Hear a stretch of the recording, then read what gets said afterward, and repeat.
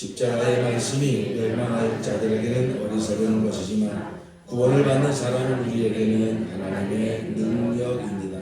성경에 기록하기를 내가 지혜로운 자들의 지혜를 멸하고 총명한 자들의 총명을 폐할 것이다 하였습니다. 현자가 어디에 있습니까? 학자가 어디에 있습니까? 이 세상의 변론가가 어디에 있습니까? 하나님께서는 이 세상의 지혜를 어리석게 하신 것이 아닙니까?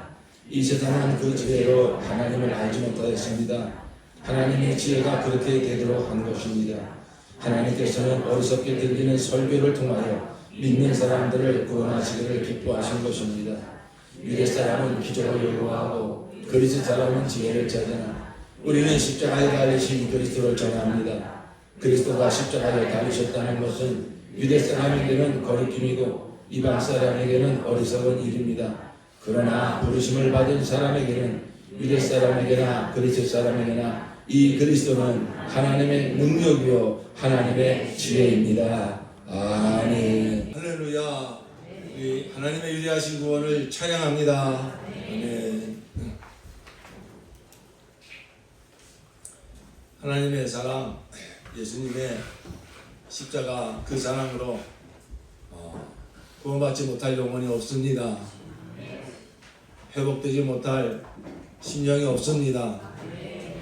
오늘 이 자리에 나오신 여러분들의 삶이, 여러분들의 영혼이 어떤 상태에 계시건 예수님의 그 십자가의 사랑으로 다 치유되시고 회복되어지시고 또 충만히 체험 받으시기를 예수 이름으로 축원합니다.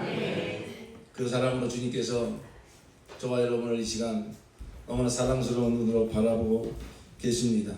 우리 앞에 계신 형제자매님들에게 그 사랑으로 축복합시다. 하나님이 성도님을 사랑하십니다. 하나님이 성도님을 사랑하십니다.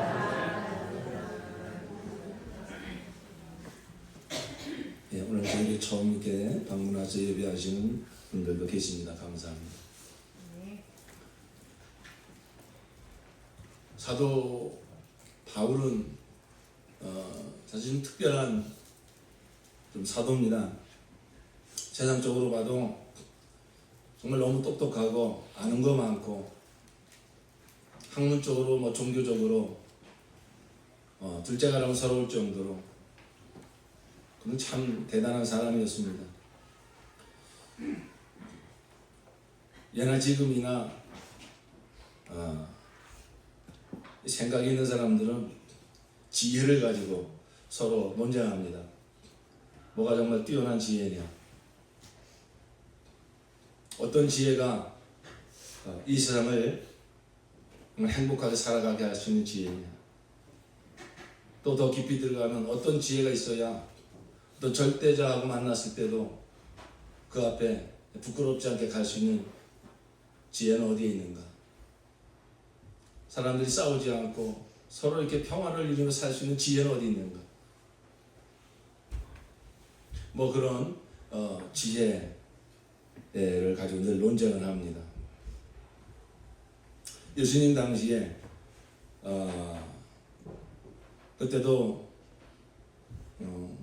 이 지혜자들이 그 지혜를 가지고 서로 이야기하던 그게 아주 어떻게 보면 극에 달한 시점이었습니다. 소위 말하는 그 헬라 지혜, 헬라 철학, 우리가 잘 아는 소크라테스, 아리스토텔레스, 그 양반들이 예수님이 이 땅에 오시기 전 훨씬 전에 태어난 사람들인데 그들로부터 시작된 어떤 이 헬라 철학이, 이 그리스 철학이 이 시대를 다 이렇게 아우르고 있었어요. 근데 사도 바울은 그 헬라 그리스 철학의 대가였습니다. 수사학의 대가였고 가말리엘 문화에서 다 그런 것을 배운 사람이었습니다. 그는 또한 히브리인으로서 또 그 유대 종교, 여호와에 대한 신앙, 율법에 대한 신앙이 아주 탁월한 사람이었습니다. 그래서 자기 이력을 자랑할 때에도 내가 봐도 베냐민 집하고 내가 이스라엘 족속이고 내가 히브리 사람이고 율법으로는 내가 흠이 없는 사람이다 이렇게 말할 정도로 참 어떤 그 당시에 사람들을 두 부류로 나눈다면 유대인과 이방인, 헬라인과 유대인이죠. 유대인들은 그 종교를 자랑하고 헬라인들은 자기들의 그 철학과 어떤 그 사상을 자랑하고, 또한 동시에 또 한 부류 막 그 로마인들, 그들은 얼마나 그 많은 힘을 가지고 많은 땅을 차지하고 세상을 다스리고 있었습니까? 근데 또 사도 바울은 로마 시민권까지 가지고 있었어요. 그러니까 무엇 하나 속된 말로 꿀릴 것이 없는 그런 사람이었습니다. 그런데 그가 내가 자랑하던 모든 거 이제 다 배설물처럼 버리겠다 그랬어요. 그냥 내가 포기할게 그 정도가 아니라 아예 그 배설물처럼 여긴다는 거예요. 이유는 한 가지입니다. 내가 그리스도를 얻고 그리스도에서 발견되기 위해서, 내가 더 예수 하나 되기 위해서 그런 것들은 방해가 된다. 전에 내가 자랑했던 그 모든 것들은 오히려 방해가 되기 때문에 내가 다 배설물처럼 여긴다. 그러면서 그가 예수 아는 기쁨, 그 예수 아는 즐거움을 어떻게 고백하냐면 그게 바로 십자가. 나는 십자가에서 하나님의 구원을 보았고 하나님의 지혜를 보았고 하나님의 능력을 보았다. 이 지혜는 이 세상 사람들이 자랑하는 그 모든 지혜와 비교할 수 없는 지혜다. 세상의 모든 지혜자들이 행복이 어디 있으며 평안이 어디 있으며 또 죽음 이후에 절대자 앞에 선다면 그 앞에 의롭게 설 수 있는 지혜가 어디 있는가? 그걸 가지고 늘 갑론을박하지만 답은 찾지 못합니다. 그런데 사도 바울께서 십자가에서 하나님의 지혜, 하나님의 능력을 딱 발견한 다음에는 그가 2장 2절에 가면 나는 너희 중에서 예수 그리스도와 그의 십자가에 못 박히신 것 외에는 아무것도 알지 아니하기로 작정하였습니다. 이렇게 말할 정도로 그는 오직 예수 그리스도와 그가 못 박혀 죽으신 십자가 이거 하나 붙들고 이 십자가의 복음을 자랑하고 이 십자가의 복음의 증인이 되었습니다.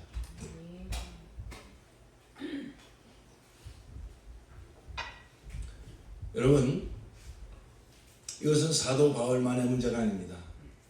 이 세상에 태어난 사람이라면, 영혼을 가진 사람이라면 이 십자가에서 하나님을 만나느냐 못 만나느냐, 그것에 의해서 영원한 삶이 결정이 됩니다.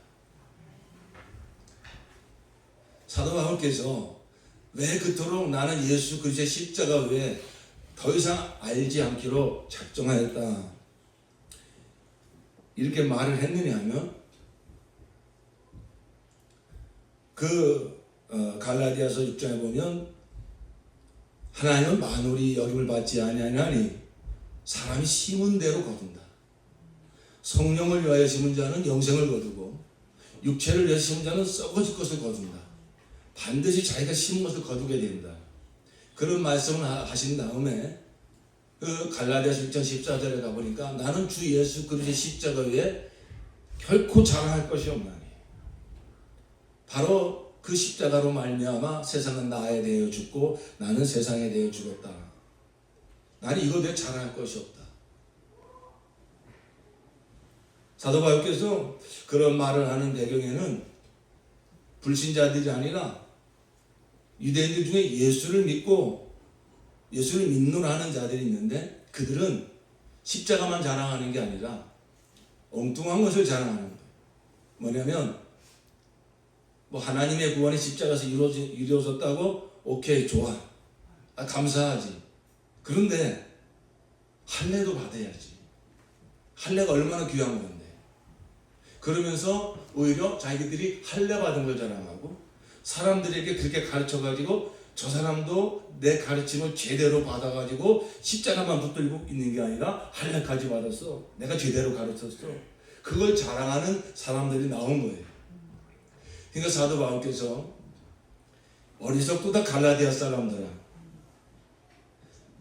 예수 그리스도가 너희를 위해 십자가에 못 박히신 것이 눈앞에 밝히 보이거늘 누가 너희를 꾀하냐? 누가 너희를 꾀하더냐? 만약에 예수 그리스도의 십자가 복음에 무엇을 가감해야 거기에 구원이 있다고? 예수 그리스도의 십자가 복음 위에 무엇을 더해야 된다고? 무엇을 빼야 된다고? 만약에 조금이라도 이 십자가의 복음을 가감하는 자들이 있다면 그게 다른 복음이다. 그게 다른 영이다. 천사들이라 할지라도, 지혜자들이라 할지라도, 어떤 뛰어난 사람들이라 할지라도 그런 가르침을 가르친다면 저주를 받을지어다. 사도 바울은 이렇게까지 말하고 있습니다. 이유는 한 가지입니다. 옛날이나 지금이나 하나님의 완전한 구원이신 예수 그리스도의 십자가 복음을 변질시키고 뭔가 훼손시키고 가감하려고 하는 노력들이 늘 있어 왔습니다. 사람들이 하는 것 같지만 그 배후에서 누가 그럴까요? 마귀입니다. 마귀가 하는 일은 어떻게 하든지 하나님의 일을 방해하는 것입니다. 하나님의 독생자 우리의 구원자 예수가 오는 길을 막으려고 사탄 마귀가 얼마나 노력을 했습니까? 예수가 오시는 길을 막지 못하니까 예수가 십자가에 나아가는 길을 얼마나 막으려고 했습니까? 그가 예수님이 십자가에 필려 죽으실 때 마귀는 똑똑한 것 같지만 거기에서 예수의 십자가로 말미암아 자기의 권세가 다 무너진다는 걸 몰랐어요. 그제서야 뒤늦게 깨닫고 이제 마귀가 할 수 있는 일은 뭐겠습니까? 이 십자가의 복음이 우리 지옥과 마땅한 죄인들이 모든 죄 사함 받고 하나님 앞에 의롭다 설 수 있는, 더 이상 세상의 지배 받는 것이 아니고 더 이상 마귀의 지배 받는 것도 아니고 율법의 지배 받는 것, 육체의 지배 받는 것도 아니고 이 모든 것에서 완전한 자유를 얻게 하시는, 그래서 언제 죽음이 찾아온다 할지라도 미소를 짓고 할렐루야 찬송 부르며 영생으로 들어갈 수 있는 하나님의 완전한 구원, 하나님의 완전한 지혜와 능력으로 이루신 예수의 십자가 복음을 변질시키는 것, 이것에 물을 타는 것, 이것이 사탄 마귀가 초대교회부터 지금까지 사람들을 미혹하고 유혹하는 마귀의 역사인 것입니다.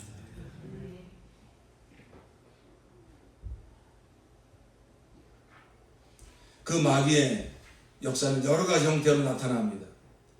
대표적인 게 율법주의입니다. 뭡니까? 예수의 십자가 구원 좋지만 거기에 네가 뭘 해야지. 그래서 유대인들에게 있어서는 그게 할례 받는 거였고 다시 또 율법으로 돌아가게 만드는 겁니다. 오늘날도 마찬가지입니다. 오해하지 마십시오. 우리 사람의 어떤 행위가 불필요하다는 게 아닙니다. 그러나 하나님의 구원은 우리가 죄사함 받고 하나님 앞에 의롭게 설 수 있는, 의롭게 인정받을 수 있는 구원은 눈꼽만큼이라도 인간의 행위가 들어갈 수 없는 것입니다. 100% 예수 십자가의 공로로 이루어진 줄로 믿습니다. 그 십자가의 구원이 너무 감사하니까, 그 십자가의 구원의 눈이 열리니까 어쩌면 나 같은 죄인이 이 놀라운 구원을 받았는가, 눈이 열릴수록 하나님의 뜻대로 살고 싶고 하나님의 나라를 충성하고 싶고 하나님의 계명대로 살고 싶어서 더 충성하고 헌신하는 것이지, 우리 인간의 충성과 헌신의 노력이 예수가 못다한 어떤 구원의 나머지 부분을 완성시키는 것이 아니란 말입니다.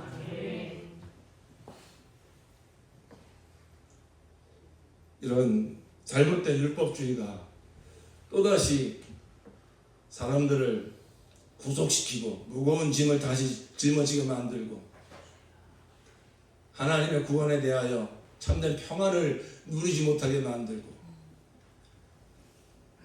이게 얼마나 죽은 일 없고 악한 일입니까? 다 하나님의 이름으로 말하고 다 열심히 교회 생활한다고 하는데 자칫 율법주의로 빠지며 이렇게 하나님의 구원을 훼손시키는, 망가뜨리는 이런 어처구니 없는 신앙생활을 할 수가 있단 말이죠. 더 무서운 것은 이 땅에서 그렇게 살다가 그만이면 그나마 다행입니다. 그러나 분명한 것은 심은 대로 거두는데 성령으로 심은 자 영생 거두고 육체로 심은 자 썩어진 것을 거둔다. 썩어진 것을 거두는 게 뭐겠습니까? 멸망 아니겠습니까?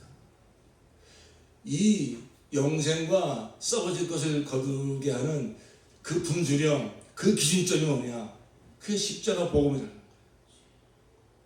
이 십자가 복음을 훼손시키고 여기서 뭔가 조금씩 빗나가기 시작을 하면 성령을 위해서 심는 것이 아니라 자기 육체를 위해서 심는 이런 어처구니 없는 신앙으로 호도될 수 있다는 것입니다.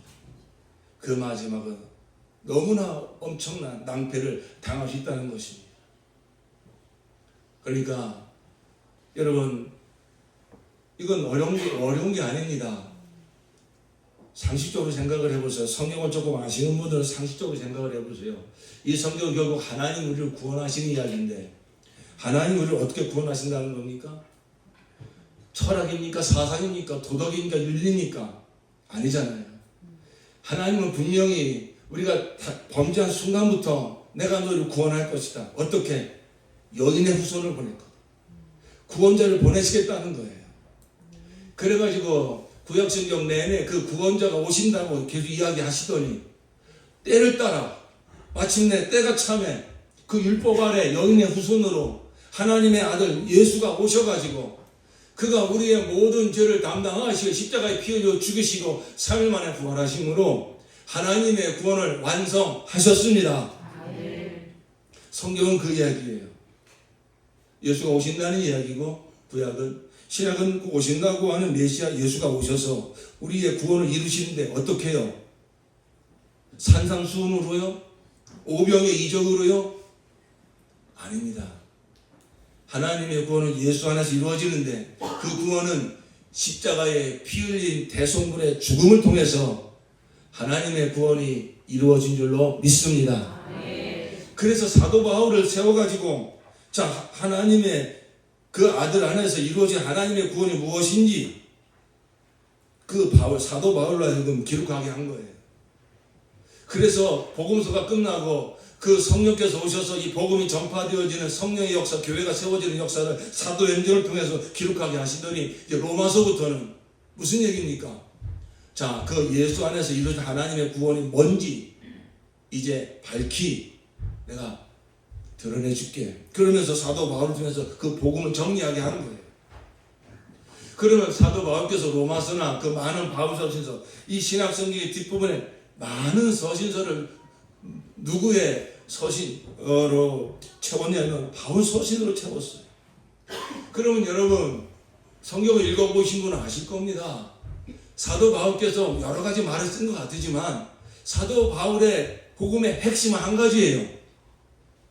예수 그리스도의 십자가. 그래서 사도 바울이 명확하게 얘기하고 있지 않습니까?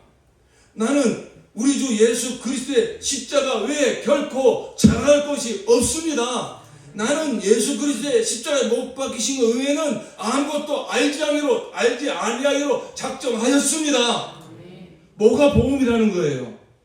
십자가에 피 흘려 주신 예수 그리스도, 이것만이, 이 복음만이 우리를 죄에서 건지시고 하나님 앞에 의롭다 서게 하시는 유일한 복음인 줄로 믿습니다. 여기에는 부족함이 없습니다. 무엇을 가감할 것이 없습니다. 너무 명확하잖아요. 그런데 하나님을 모르는 사람들은 자취하고 예수를 믿노라 하는 자들이 예수 십자가 복음 외에 뭐가 부족한 것처럼, 뭐가 더 있어야 되는 것처럼, 다시 말씀드립니다만 오해하지 마세요. 다른 여러 가지 신학이나 세미나나 다른 가르침이 불필요하다는 게 아닙니다. 그러나 그런 것들은 예수 십자가의 복음의 완전한 구원을 우리가 이 땅에서도 누리며 더 충만해 증거하기 위해서 다 도움이 되는 것에 불과한 것이지, 하나님의 구원이 부족해서 무엇이 더 있어야 되는 것은 결코 아닙니다.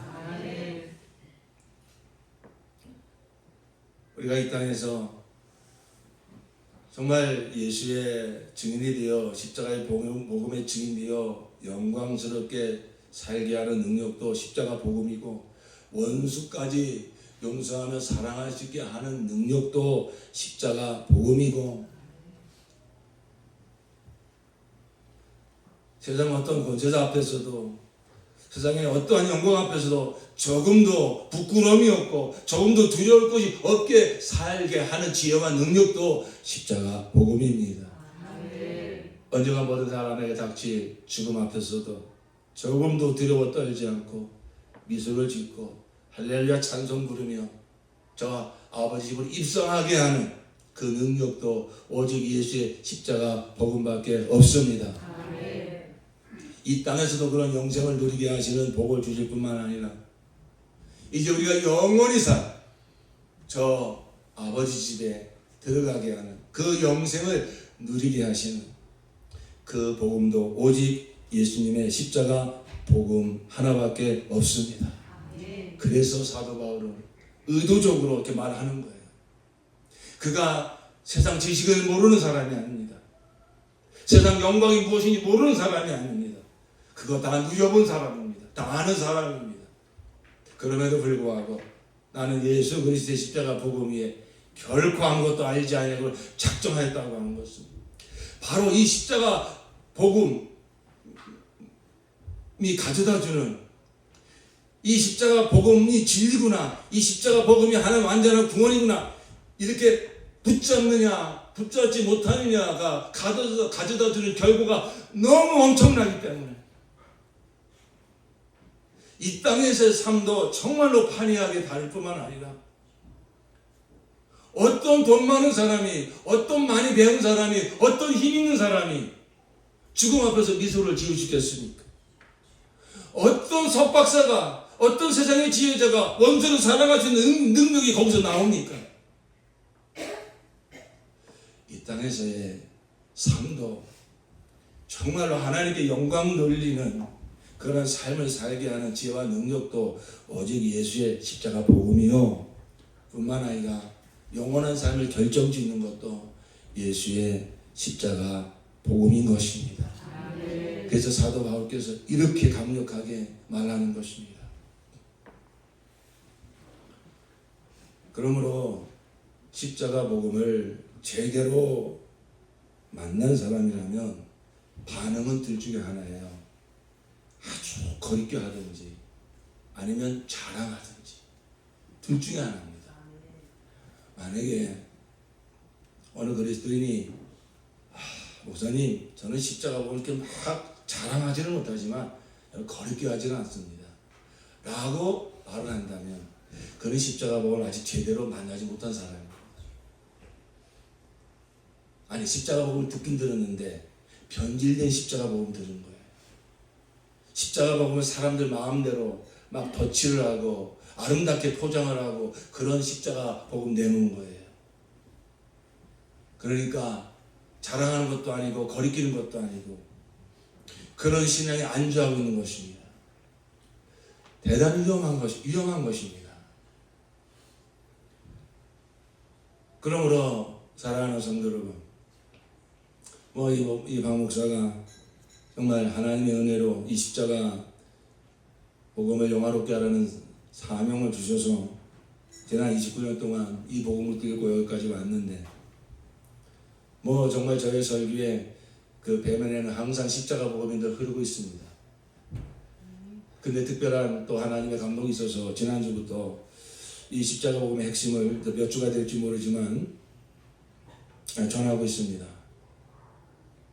사랑하는 성도 여러분 나름대로 지식이 있고 경험이 있고 하나님 만난 경험이 있겠지만 다른 그 무엇보다도 십자가에서 하나님을 만나는 경험을 사모하시고 또 여러분이 그동안 가진 또 선입관이나 또 선지식들을 좀 다 내려놓으시고 이 강단에서 선포되는 십자가 복음을 액면 그대로 받으시기를 부탁을 드립니다.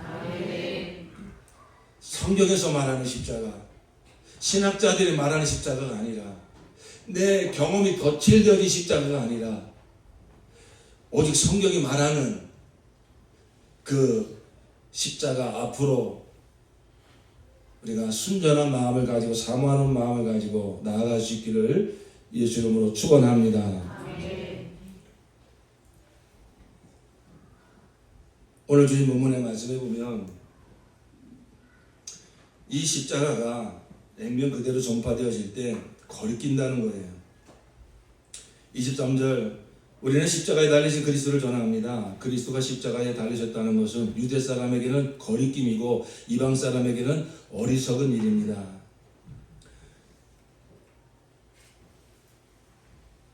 이방 사람을 헬라인이라고도 그래요. 어쨌든 유대 사람, 즉 세상에 있는 모든 사람들을 그냥 딱 두 부류로 나누면 유대 사람과 이방 사람, 유대 사람과 헬라 사람 이렇게 나누는데, 그들에게 이 십자가에 달린 그리스도는 어떤 대상이라고요? 어떤 소식이라고요? 거리낀다는 것입니다. 아휴, 말도 안 되는 소리 하지만, 그 정도가 아니라 막 칼을 들이대면서 돈 내놓으라고 하는 것도 아니에요. 그런데 하나님의 아들 예수 그리스도가 당신을 위하여 십자가에 피 흘려 죽으셨습니다. 이걸 성령의 감동을 따라 이렇게 전하면 속에서 이유를 알 수 없는 막 반감 올라온다는 거예요. 그 예수를 믿고 구원받으라는데, 그 예수 믿고 지옥 가지 말고 천국 가라는데, 사람들의 반응이 이상하게 막 반감이 막 올라와요. 왜 그렇죠? 거리끼는 거예요. 이 십자가의 복음이 그대로 내 영혼에 이렇게 들어올 때는 막 거리낌이 올라온다는 거예요. 크게 한 두세 가지로 왜 거리끼 하는가? 첫째는 사람들이 생각하는 일반적 상식에서 완전히 벗어나기 때문에 그렇습니다. 이 당시에 유대인들의 메시아가 하는 무엇이냐면, 원래 하나님의 말씀하신 그 메시아관이 변질이 돼가지고 어떤 힘 있는 자가 와서 우리를 괴롭히는 저 로마 때려엎고 다윗 왕 때 그 누렸던 그 통일국가, 그 번성한 국가를 회복시켜주는 자, 메시아를 그렇게 생각을 했던 거예요. 어떤 그 힘 있는 메시아, 정치적인 메시아. 그래서 예수님이 막 죽은 나사로 살리고, 특별히 베세다 강회에서 물고기 2마리 떡 5덩어리 막 장정을 5,000명 먹이는 역사가 나타날 때 그 유대인들이 어떻게 했습니까? 우리 왕이 되달라고 막 엄청나게 환호성을 질렀습니다. 근데 예수님은 그런 일이 생길 때마다 그래 내가 너희를 구원해 줄게 그러시지 않고 항상 피하셨어요. 산속으로 피하시고, 그런 그 유대인들의 그 환호를 주님은 피하셨어요.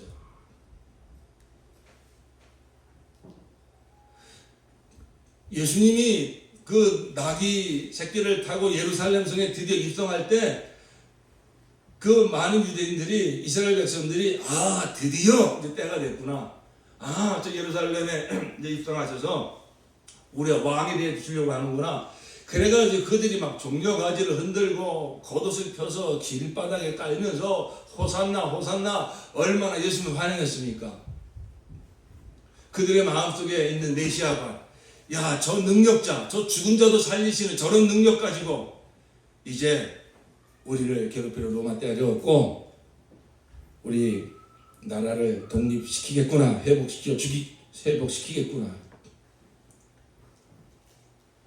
그런데 웬걸요?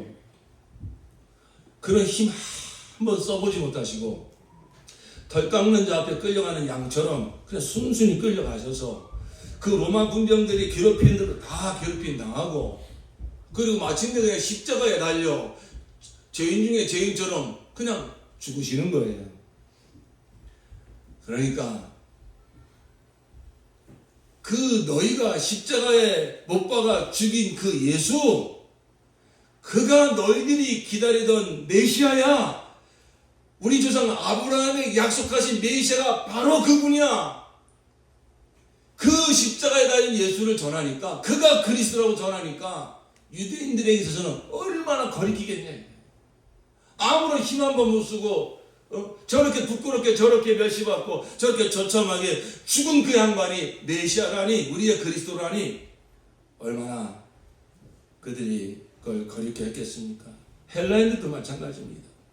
아니 어떤 메시아라면, 구원자라면 저 뭐 소크라테스처럼 아리스토텔레스처럼 어떤 정말로 그 뛰어난 철학, 뛰어난 사상, 뛰어난 어떤 이데올로기를 딱 내밀면서 바로 이것이 우리를 구원한다고 그렇게 말하면, 야, 정말로 저가 메시아구나 이렇게 받아들일 수 있겠는데, 또 저 로마의 시저보다 더 강력한 막 힘을 가진 사람이 나와서 메시아다 그러면 그 인정할 수 있겠는데,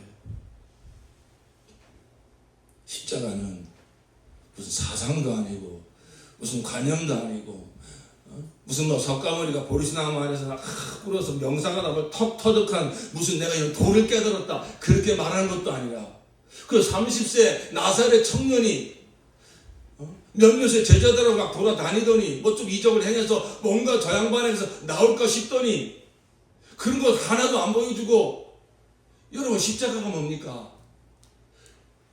가장 극악무동한 죄인을 처형하는 틀이 십자가예요.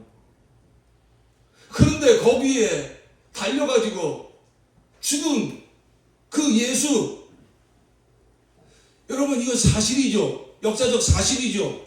근데 그 사상도 아닙니다. 철학도 아닙니다. 무슨 이데올로기도 아닙니다. 그냥 나사렛 예수가 십자가에서 처절하게 죽은 거예요. 그게 전부예요. 그런데 이게 복음이라고, 바로 이게 하나님의 구원이라고. 할렐루야. 그러니까 그 당시 사람들로 입장에서는 이 도무지 말도 안 되는 거예요. 너무 거리끼는 거예요. 아니 구원자가 죽다니, 구세주가 죽다니, 구세주가 되려면 다른 사람들 다 죽이고 자기의 힘을 나타내야지. 내가 이렇게 권세자라는 걸 나타내려면 어떻게, 세상 방법은 어떻게 하는 겁니까? 남들 죽이는 거예요. 힘으로 죽이든 뭐 돈으로 죽이든 뭐 지혜로 죽이든 다 그들을 깔고 올라서야 저 사람이 권세자구나, 저 사람이 뭔가 우리를 살려주겠구나. 옛날뿐만 아니라 지금도 똑같습니다. 저 푸틴이 우크라이나 그냥 막 힘으로 점령해 버립니다. 그 백성들에게 있어서는 그 힘 있는 그 사람이 자기들의 구주가 될 것이라고, 자기들이 먹고 사는 문제 해결해 줄 거라고 떠받드는 거 아니겠습니까? 트럼프도 마찬가지입니다. 그 미국의 강력한 힘 가지고 뭐 세계 질서 다 그거 필요 없다 그러면서 다 내가 하라는 대로 다 무릎 꿇어라. 결국 그 얘기 아닙니까? 그러니까 막 트럼프 종교가 생겼어요. 트럼프 상을 만들어 놓고 매일 절하는 사람이 있어요. 야, 저 사람이 이 세상의 구원자다. 북한의 김정은도 마찬가지, 우리나라도 마찬가지입니다. 보수와 진보로 나눠져서 서로 자기가 잘났다고, 서로 자기가 의롭다고 상대방 짓눌러 버리고 올라서야, 야, 저 사람이 뭔가 우리를 문제 해결해 줄 수 있겠구나. 그런데 이런 세상에 저 상대방의 잘못도 내 잘못이요, 알지 못하고 저러니 용서하시오, 이런 사람이 나타난다면 그 사람을 누가 구원자로 또 받들겠습니까? 누가 그 사람을 쫓아가겠습니까? 예를 들자면 그렇다는 것입니다. 예수님의 이 십자가의 복음이 오늘 저와 여러분에게는 참 구원받은 저와 여러분 너무 감격이지만은 한번 그런 걸 다 내려놓고 상식적으로 생각을 해보자면 이게 얼마나 거리끼는 것인지. 더 큰 거리낌은 뭔지 아십니까? 인간의 교만입니다. 여러분, 세상에 일어나는 모든 고통의 원인은요, 영적으로 보면 한 가지예요. 교만이에요. 교만. 모든 싸움이 다 여기서 생기는 거예요. 모든 분쟁이 다 여기서 생기는 거예요. 사람들은요, 얼마나 교만한지 내가 이해가 안 되면 나는 못 믿겠어. 하나님의 말씀이 자기가 이해가 안 되면 못 믿겠어. 하나님이 행하신 일도 내 상식과 내 지식과 내 어떤 합리적인 논거에 들어맞아야 믿겠다는 거예요. 얼마나 교만한 생각입니까? 하루 앞 일도 모르면서 머리카락 하나도 희게 할 능력도 없으면서 왜 그런 생각들을 합니까? 이게 죄성이에요. 이게 마귀로부터 들어온 죄성이라고요. 너 하나님 될 수 있어. 너 하나님 독립해. 너 똑똑해. 여러분, 그런 영적인 죄가 첫사람 아담으로부터 해서 모든 인류에게 다 유전이 됐다고요. 그런데 그런 생각을 가지는 사람들에게 여러분, 십자가 복음이 얼마나 거리끼겠어요. 십자가 복음 뭐라고 말하는 것입니까? 너희들은 다 잃어버린 자야. 인자가 온 것은 잃어버린 자를 찾아 구원하려 함이라. 여러분, 점잖게 말해서 잃어버린 자예요. 원색적으로 얘기하면 뭔지 아십니까? 너희들은 다 실패자야. 너희들은 다 지옥과 마땅한 자야. 의인은 없나니 한 사람도 없느니라. 너희는 구제불능이야. 너희들 아무리 노력하고 애써봐도 너희들이 잘하는 그 의 다 누더기야. 다 더러운 거에 불과한 거야.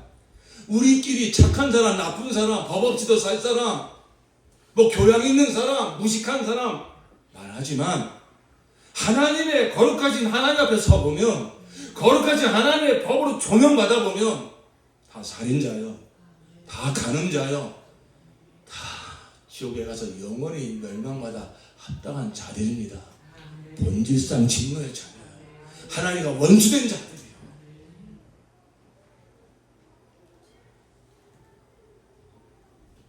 십자가는 그 우리 사람들의 민낯을 고스란히 드러내는 겁니다. 나름대로 선하게 살고 종교적 열심히 있는 자들은, 바리새인 같은 사람들은 뭐라고 말할까요? 아니, 나에게 구원이 필요하다는 걸 내가 부인한 건 아니에요. 그런데 어떻게 나하고 저 세리, 저 창녀 같은 사람을 똑같이 취급합니까? 십자가 보면 그렇게 말하는 거거든요. 그건 타락을, 방종을 방조한 거 아닙니까? 내 나름대로 열심히 기도하고 선한 일도 하고 착한 일도 하고 남 도와주려고 하고 그렇게 산 사람하고, 지멋대로 살고 남 해코지하고 그렇게 산 사람하고 어떻게 똑같다고 말할 수 있습니까? 그게 거리끼는 거예요. 근데 성경은 뭐라고 말할까요? 십자가 보면 뭐라고 말할까요? 맞다. 차별이 없느니라. 로마서 3장에 율법을 준 것은 모든 사람으로 하여금 다 죄를 깨닫고 입을 다물게 하려 함이라. 그러나 이제는 하나님의 한 의가 나타났으니, 바로 옛적의 선지자와 율법으로 증거를 받은 것인데, 누구든지 예수 그리스도를 믿는 자마다 하나님 앞에 의롭다 함을 받는 것이니 차별이 없느니라. 그러니까 이 십자가 복음이 나름대로 선하게 살고 나름대로 종교적으로 열심히 산다고 하는 자들에게는 액면 그대로 십자가 복음을 부닥치면 거리끼는 거예요.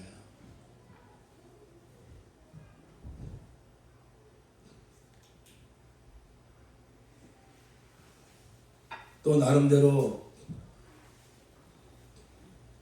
공의롭게 산다고 하는 사람들은 또 십자가가 왜 거리끼냐면, 아니 내가 잘못했으면 내가 벌 받아야지. 그게 의로운 거지, 그게 합당한 거지. 근데 복음을 들어보니까 여호와께서는 우리 무리의 죄악을 그 아들에게 담당시키셨다. 죄를 알지도 못하신 자로 죄가 되게 한 것은 내가 죄를 졌으면 내가 벌 받아야지. 십자가 복음은 그 죄를 다 아들에게 담당시킨다고? 이건 공의롭지 않은 거 아니야? 이렇게 또 거리껴 합니다. 어쨌든 우리가 이제 십자가 복음을 액면 그대로 대하게 될 때 거리끼든지 아니면 무엇보다 자랑하든지 되어질 텐데, 사도 바울과 같이 정말 우리가 이 십자가에서 나타나는 하나님의 영광의 비침을 받아서 모든 세상 사람들이 다 거리껴하고 거부하는 이 십자가 복음이 저와 여러분에게는 내 평생 자랑하고 찬양하고 증거할 복음으로 열려지기를 예수 이름으로 축원합니다. 자, 그러면 사도 바울에게 있어서 이 십자가 복음이 헬라인이나 유대인이나 다 거리끼는 복음이 어찌하여 사도 바울에게는 내 평생에 자랑할 거리가 되었는가? 나는 십자가 복음에 결코 자랑할 것이 없다고 이렇게 십자가 복음에 목숨을 건 사람이 되었을까요? 이유는 한 가지입니다. 십자가에서 뭘 본 거예요? 뭘요? 하나님의 영광을 본 거예요. 성부, 성자, 성령 하나님의 영광을. 그는 십자가를 바라볼 때 성령의 계시를 통하여, 성령의 열어주심을 통하여 그 인간의 지혜와 지식을 초월하는, 상식을 초월하는 이 신비에 속한 그 하나님의 영광, 그 지혜의 영광, 그 능력의 영광, 그 거룩함의 영광, 그 사랑의 영광, 그 무엇보다 표현할 수 없는 하나님의 영광을 사도 바울은 십자가에서 본 것입니다. 여러분 2장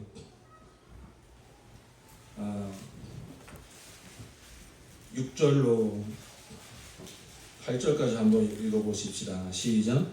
그러나 우리는 성숙한 사람들 가운데서는 지혜를 말합니다. 그런데 이 지혜는 이 세상의 지혜나 멸망하여 버릴 자들인 이 세상 통치자들의 지혜가 아닙니다.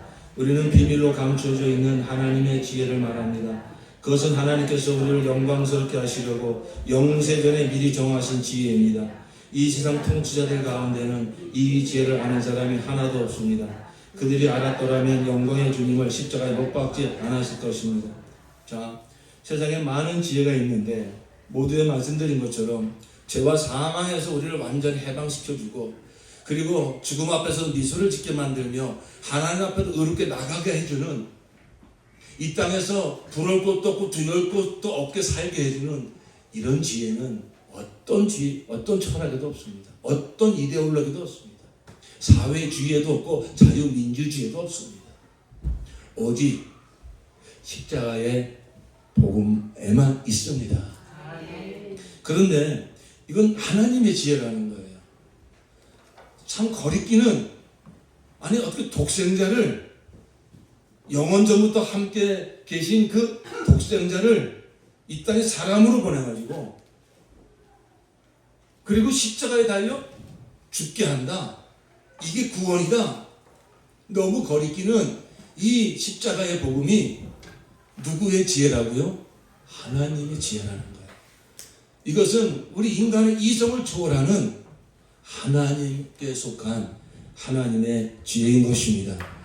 구원을 받은 우리에게는 이 십자가의 복음이 하나님의 지혜고 하나님의 능력. 그런데 너무나 감사한 것은 이 하나님의 지혜가 누구를 위해서? 7절 말씀 다시 한번 보십시오. 우리는 비밀로 감추어져 있는 하나님의 지혜를 말합니다. 그것은 하나님께서 우리를 영광스럽게 하시려고 영세전에 미리 정하신 지혜입니다. 할렐루야. 정말 우리가 이제 더 이상 헤매지 않는, 이게 진리인가 저게 진리인가 더 이상 헤매지 않고 세상에서도 승리하며 살고 죽음 앞에서도 승리의 개성가를 부르고 저 아버지 집에 의롭게 들어가게 하는 이 하나님의 지혜, 이 십자가 복음의 완전한 구원이 바로 우리를 위해서 우리를 영광스럽게 하시려고 우리가 정말로 이 복음 가지고 영광스럽게 살며 하나님께 영광 돌리며 살며 영생에 넉넉히 들어가게 하시려고 하나님이 창세전에 정하신 하나님의 지혜란 말입니다. 이 하나님의 지혜가 바로 저 골고다 언덕 십자가에서 이루어진 것입니다. 저와 여러분에게 이 인간의 이성을 초월하는 하나님의 지혜는 인간의 노력을 깨달을 수는 없습니다. 우리가 물론 알고자 하는 갈망함이 있어야 되지만 우리가 2장 말씀을 쭉 읽어보면 바로 하나님의 영 외에는 하나님의 속에 있는 걸 누가 알겠느냐. 그러므로 육체에 속한 사람은 성령에 속한 걸 알지도 못하고 깨닫지도 못하나니 바로 이 십자가의 복음이 저와 여러분에게 그 하나님의 지혜의 영이 되시는 성령으로 말미암아 깨달아지시기를 예수 이름으로 축원합니다. 결국 십자가와 성령이에요. 이제 우리가 이 어느 시대나 그랬지만 이 마지막 때에 우리 하나님의 백성인 저와 여러분이 정말 목숨을 걸고 붙들어야 할 건 뭐냐면 십자가 복음과 성령입니다. 이 십자가 복음을 내가 믿음으로 듣겠사오니 믿음으로 붙들겠사오니 성령이여 내 눈을 열어 십자가에 나타난 하나님의 영광을 보게 하여 주시옵소서. 여러분 이 갈망함을 가지고 우리의 남은 인생이 이제 얼마입니까? 우리의 인생 금방 끝납니다. 금세 죽음을 맞이할 것입니다. 금세 하나님 앞에 서게 될 것입니다. 우리의 인생은 무엇을 위해서 심겼습니까? 심은 대로 거듭나고요. 여러분 인생은 아무렇게나 살면 안 됩니다. 정말 진지하고 엄숙하게 살으셔야 됩니다. 왜요? 심은 대로 거두게 돼 있다니까요. 그런데 여러분 잘못 심게 하는 다른 복음, 다른 계시, 다른 메시지가 너무 많다고요. 그러니까 분별하셔서 너무나 성경에서 명확하게 말하고 있는 영생을 거둘 수 있는 그 삶을 살려면 뭘 붙들어야 된다고요? 예수 그리스도의 십자가 복음 붙들어야 한다고요. 그리고 이 십자가 복음이 내게 지식이 아니라 관념이 아니라 사도 바울처럼 실제가 되고 능력이 되고 삶이 되게 하려면 성령의 계시가 있어야 됩니다. 성령이 열어주셔야 됩니다. 그래서 십자가에서 나타나는 하나님의 영광 그것을 계속 또 전하겠습니다만 한두 가지만 전하고 마치겠습니다. 여러분 사도 바울께서 십자가를 바라볼 때 성령께서 눈을 열어 거기서 나타나는 하나님의 영광을 보여주실 때 바로 그 십자가에 달리신 분이 누굽니까? 하나님의 아들 우리 구주 예수 그리스도이십니다. 그가 누구십니까? 태초에 말씀이 계십니다. 이 말씀이 하나님과 함께 계시니 그가 곧 하나님이십니다. 지금 십자가에 달려 죽어가고 있는 그분이 누구시라고요? 하나님이시라고요. 자 여러분 이제 모든 여러분의 그 선지식과 성경을 다 내려놓으시고 오직 성령에 이끌려서 성령님의 손을 붙잡으시고 십자가를 바라보십시오. 거기 지금 처절하게 물과 피를 다 쏟으며 죽어가고 계신 그분은 누구시냐? 그분은 하나님이십니다. 그분은 생명의 그분 자체가 생명이시고 생명의 주요 생명의 근원이십니다. 그는 죽을 수 없는 분입니다. 그런데 그가 지금 죽어가고 있습니다. 죽을 수 없는 분이 어떻게 하나님이 죽습니까? 그런데 그게 십자가라고요. 정말 이런 역설이 어디 있습니까? 세상에 많은 모순과 많은 역설이 있다고 하지만 십자가의 복음처럼 역설은 없어요. 하나님이 죽을 수 없는 자가 죽어요. 그가 누굽니까? 그는 전능자입니다. 히브리서 1장에 보면 그는 모든 마음을 그로 말미암고 모든 마음을 그를 붙들고 계시는 분이라고 했어요.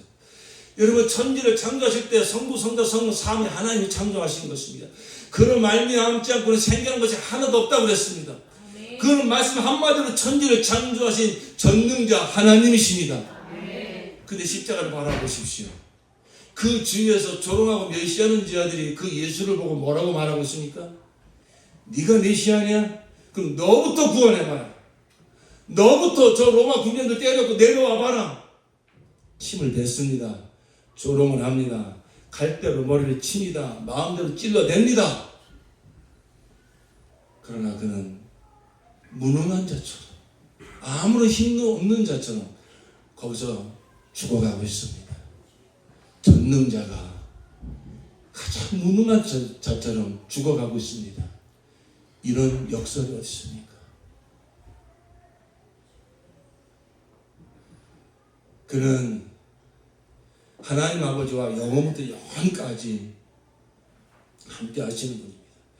그는 이 땅에 사람으로 오셨을 때에 아버지의 뜻에 죽기까지 순종하신 분입니다.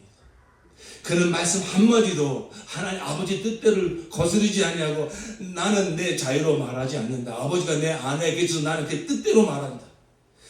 그의 모든 호흡도 그의 모든 생애도 마침내 지금까지도 아버지의 뜻에 마음을 다하여 뜻을 다하여 성품을 다하여 목숨을 다하여 아버지를 사랑하고 아버지를 사랑하여 죽기까지 순종하신 분입니다. 그런데 그가 죄인처럼 아버지의 뜻을 다 거스린 그가 무도한 죄인처럼 십자가에 달려 죽어가고 있습니다. 그래서 이사야 53장에 보면 그는 우리의 슬픔을 지고 우리의 질구를 당하였거늘 우리는 생각하기를 그는 징벌을 받아서 하나님에게 맞으며 고난을 당한다 하였노라. 그 저주의 나무, 그가 한토록도 아버지의 뜻에 불순종한 것이 없는 거룩한 삶을 살고 이 땅을 살면서 선한 일을 베푸시고 병자를 고치시고 귀신을 쫓아내시며 그렇게 거룩한 삶을 사신 그분이 죄인처럼 십자가에 달려 죽어가고 있습니다. 아버지와 늘 얼굴을 맞대면서 늘 영원히 한 하나님으로 계시던 그분이 십자가에 달려 죽는 그 순간 엘리 엘리 라마 사박다니 아버지여 아버지 어찌 나를 버리시나이까. 아버지가 얼굴을 돌리십니다. 죄를 알지도 못하신 자를 죄가 되게 하십니다. 그리고 아들이라도 아끼지 아니하시고 그 죄를 향한 하나님의 거룩한 심판이 그대로 다 퍼부어지는 것입니다.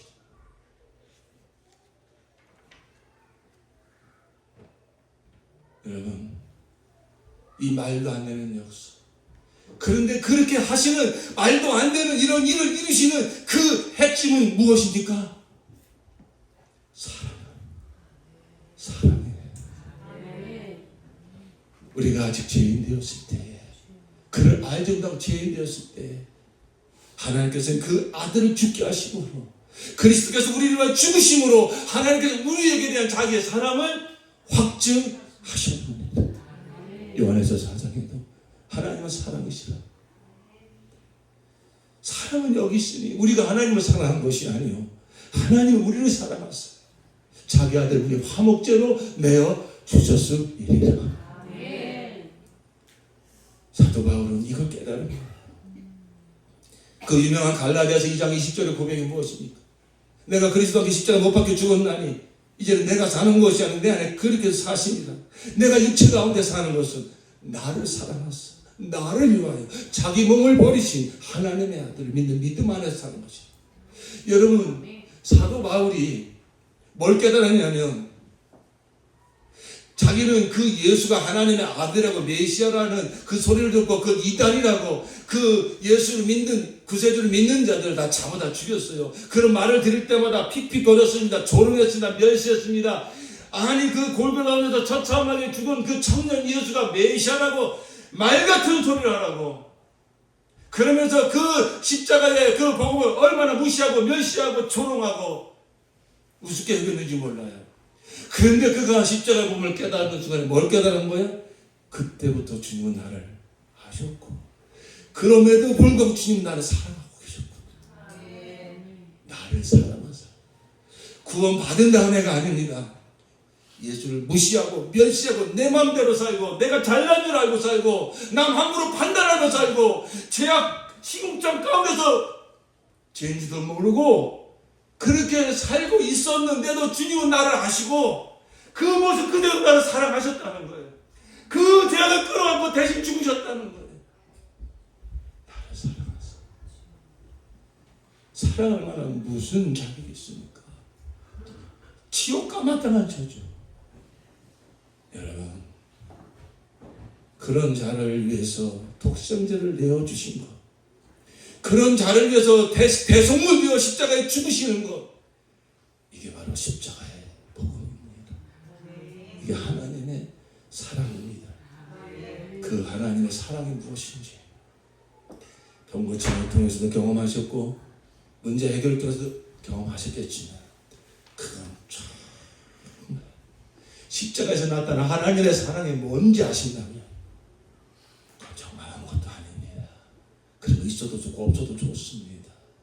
아무쪼록 정말로 성령의 그러한 계시를 통해서 이 십자가의 복음에서 나타나는 하나님의 이 위대하신 영광이 여러분의 심령 가운데 그대로 비춰지시기를 예수 이름으로 축원합니다. 아멘. 한번 기도하실 때 고린도후서 4장 3절로 6절에 말씀을 드립니다. 이 말씀이 여러분에게 그대로 임하여지는 역사이기를 바랍니다. 만일 우리 복음이 가리웠으면 망하는 자들에게 가리운 것이라 그 중에 이 세상신이 믿지 아니한 자들의 마음을 혼미케 하여 그리스도의 영광의 복음의 광채가 비치지 못하게 하며 그리스도는 하나님의 형상이니라. 우리가 우리를 전파하는 것이 아니라 오직 그리스도 예수의 주 되신 것과 또 예수를 위하여 우리가 너의 종된 것을 전파함이라. 어두운 데서 빛이 비추리라 하시던 그 하나님께서 예수 그리스도의 얼굴에 있는 하나님의 영광을 아는 빛을 우리 마음에 비치셨느니라. 이 시간 기도하실 때 이 깜깜한 곳에 천지를 창조하실 때 빛이 있으라 하실 때 이 우주에 빛이 생겨났어. 그건 피조된 빛입니다. 이제 그 하나님의 마음에서부터 이 죄를 향한 그 생명의 빛, 사랑의 빛이 바로 십자가에 달린 예수 그리스도를 통해서 이 세상에 나타났습니다. 이 시간 성령이여 내 영의 눈을 열어 그 십자가 예수 그리스도 얼굴에 나타난 그 하나님의 영광의 빛이 내 영혼에 비춰지게 하여 주시옵소서. 우리 함께 주여 삼창하고 통성으로 기도하십니다.